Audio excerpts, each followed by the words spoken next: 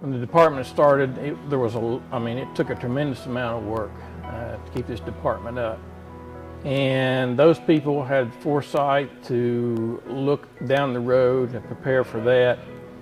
And then we tried to do the same thing, take on what they had left and to build on that to leave for the future also.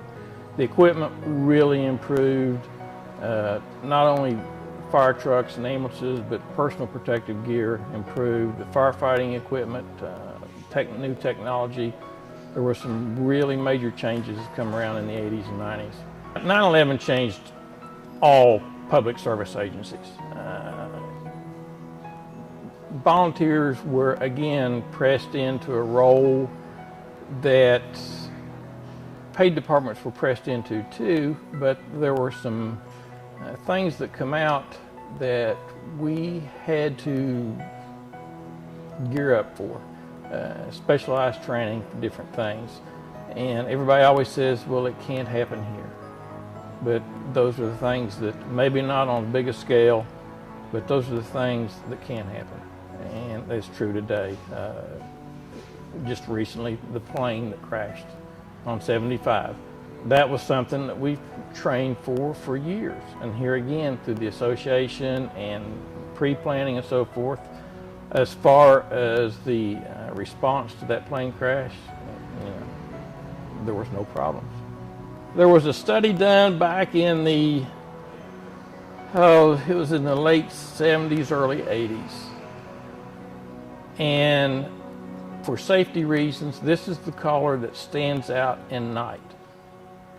And I don't know if you've ever noticed or not, but if you pass any truck, whether it's a fire truck or any vehicle that's red at night, you can hardly see it. It just doesn't stand out at all. And this is the color that stands out, not only at night, but daytime too. So we just felt like this was safer, would be more visible, and hopefully would be seen by everybody, and they would slow down or avoid the vehicle. A lot of the guys used to kid me because they would say, we're going down to the fire department. Well, to me, this wasn't the fire department, this was the fire station.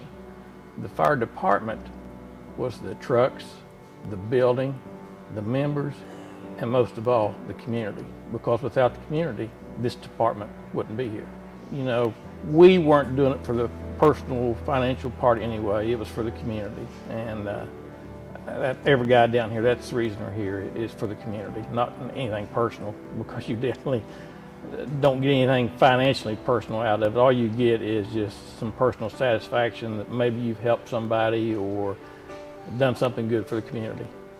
I guess a lot of the fellowship down here. Over the years, a great bunch of guys to work with. And the time I was on here, there's been a lot of guys come and go. And there was some really good friendships made, and just the camaraderie of the fellows on the department, and how anytime something happened, the least bit negative, everybody pulled together to work through it and work things out.